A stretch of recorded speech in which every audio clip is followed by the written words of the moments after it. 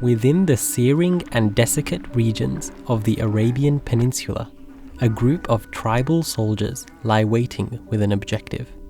Their goal, to raid passing enemy caravans and traders of any goods they possess, from food and drink to gold and silver. The bloodshed and chaos that would ensue would be remembered as a mere minuscule skirmish in the context of a much more brutal blood war that had rampaged the desert for generations. These were the customs upon which Arabian tribal law was built. Having been fairly isolated from the outer world, the sanctity of bloodlines and tribal alliances formed the apex of the social order and justice system in the region. Yet, unbeknown to our battle-hardened tribesmen, in only a few decades they would rise ranks from petty raiders to accomplished infantrymen in the rapidly proliferating armies of the Rashidun Caliphate, spilling onto the frontiers of superpowers such as the Persian and Eastern Roman empires. Now they followed a new set of divine laws and an ethical model that had transformed their perspective about pre-Islamic tribal ignorance, or Jahiliyyah as they would have regarded it. However, the rapid expansion into these ethnically diverse and religiously pluralistic lands would require a legal philosophy that remained both divinely entrenched, yet also practical and adaptable on the human level. In the early generations between the fall of the Umayyad Caliphate, a cultivated and perceptive legal philosopher would be born. Amongst a classroom of students feverishly debating the most topical legal issues of the time was this enlightened scholar, mediating the tempo of the jurisprudential dialectic. Abu Hanifa would become honored with the title of Siraj al-A'imma, or the beacon of scholars from among his disciples.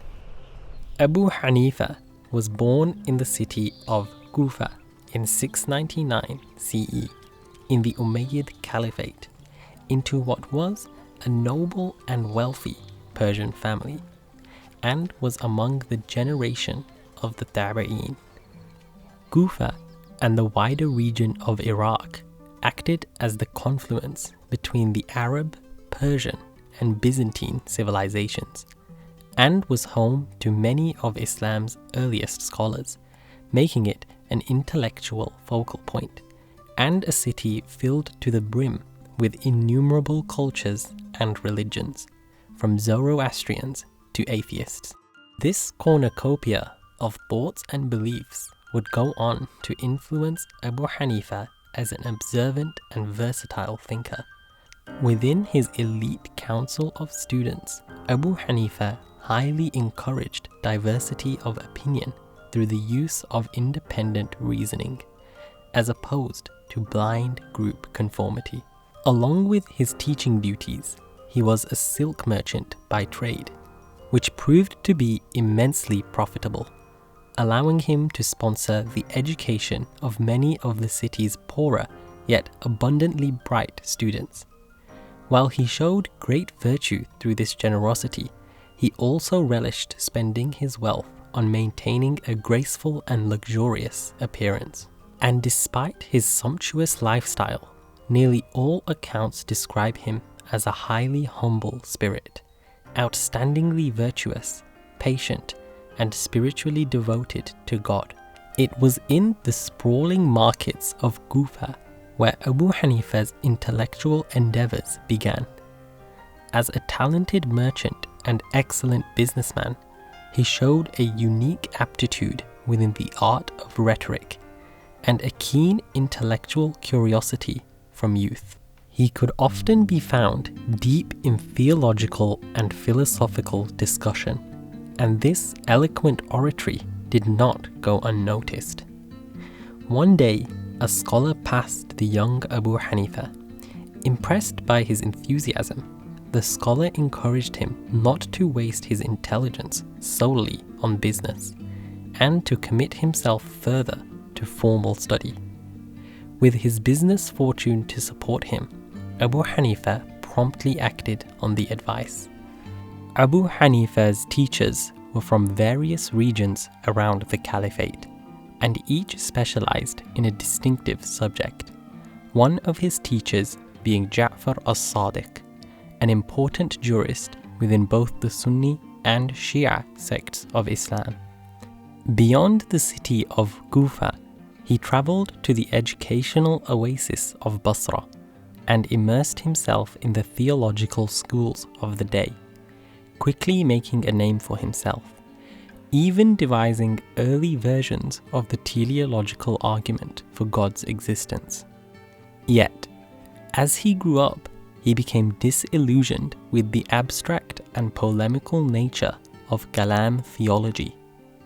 After methodically examining the prominent subjects of the day, including literature, grammar, and the Quranic and Hadith sciences, he eventually settled with specializing in jurisprudence and legal philosophy, or fiqh, citing its notable practical benefits as well as the virtuous nature of its pioneers.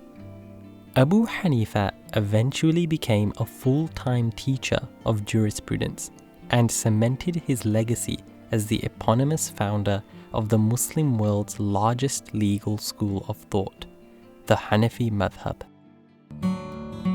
It was not only the common masses that admired the thoughts and judgments of Abu Hanifa. Various rulers and caliphs sought to bestow positions of power onto him, offers which Abu Hanifa refused, being suspicious that the governors only wished to use him to advocate their own political agendas. It was the Caliph Mansur who offered him the position of Chief Justice of the state, a position which Abu Hanifa declined to accept. When asked why, he cited his lack of qualification, and when accused of lying about his competence, Abu Hanifa cleverly responded that if he were a liar, that would render him even more unqualified to be a judge.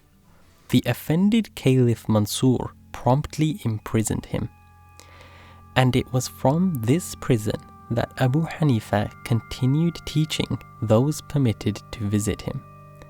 Like many intellectuals throughout history, Abu Hanifa was often tortured and persecuted by the state.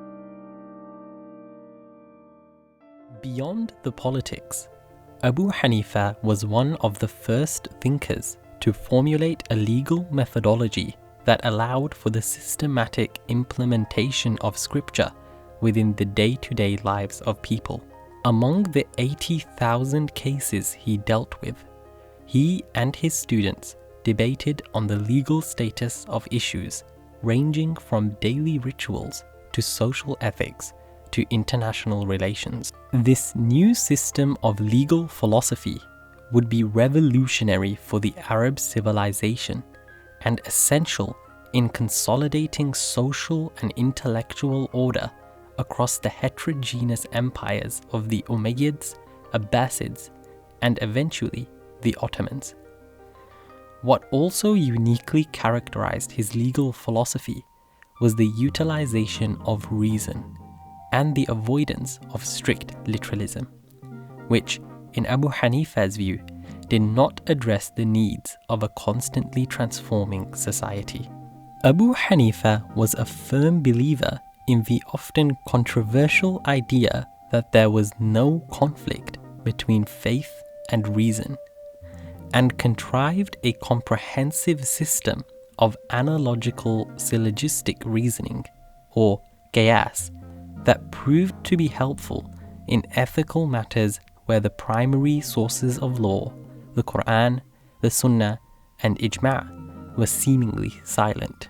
Though a broad and deep system, in its simplest form, Qiyas is understood as deducing a legal ruling for a case whose factors are similar but not identical to factors of cases in the primary sources. For this, Abu Hanifa was often accused of preferring rationality over scripture, especially over hadith, his group earning the infamous nickname of Ahlul Rai, or people of opinion. Yet, this was an accusation he strongly denied. His use of logic was crucial in demarcating between hadith that were mass transmitted, or mutawatir, and thus more historically accurate, and narrations of hadith that were less transmitted, leaving room to doubt its authenticity as a source of law. While the Quran was easily verifiable due to its mutawatir status, for Abu Hanifa it was unreasonable for the whole legal religious corpus to be dependent on ohad hadiths, that is, individuals claiming to know uniquely what the Prophet Muhammad said. Although he did not totally abandon ohad narrations, he was skeptical to implement social rulings based on single narrations and differentiated between sunnah and hadith. Indeed, this tradition would go on to heavily influence Islamic historiography, which had heavy implications for the formation of Islamic law. His method valued practicality and freedom, stating that theory without practice is like a body without a soul.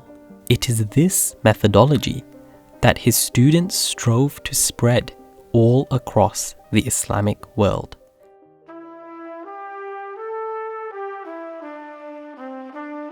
Today, Abu Hanifa continues to shine as a champion of order, reason, and liberty for people of faith.